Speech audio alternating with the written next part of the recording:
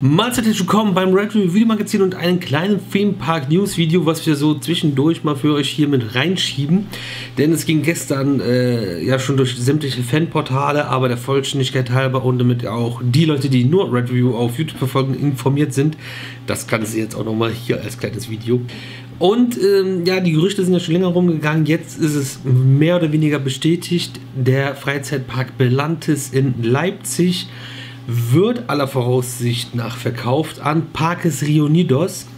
Die spanische Freizeitparkbetreibergruppe hat beim Bundeskartellamt schon den entsprechenden Antrag gestellt.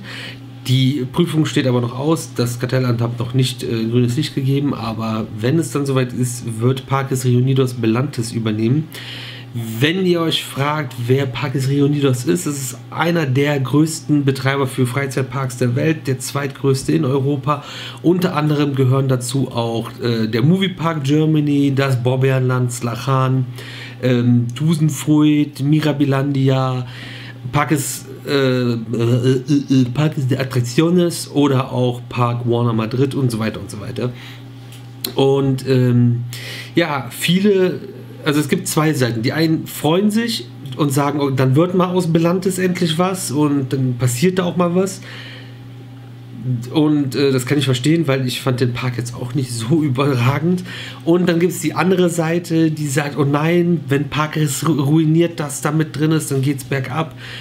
Kann ich auch verstehen, weil Parques ruiniert das dafür bekannt sind, Parks auch echt runter zu wirtschaften und zu zerstören. Wobei es echt in den letzten Jahren eigentlich immer wieder nur positive Sachen zu berichten gab.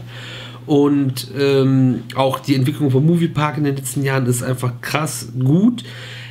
Aber dazu muss halt klar sein, dass dahinter Leute stehen müssen im Park selber, die das nach vorne treiben wollen und die sich dann auch durchsetzen, weil ne, Parques Reunidos ist eine Aktiengesellschaft, da ist ein großer Topf Geld.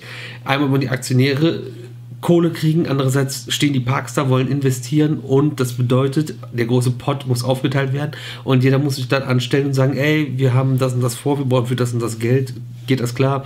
Aber das ist ein ganz anderes Thema. Eure Meinung dazu, dass Parques Reunidos Belantis übernimmt, könnt ihr gerne in die Kommentare schreiben, würde mich mal interessieren. Ist, glaube ich, ziemlich spannend, das Thema.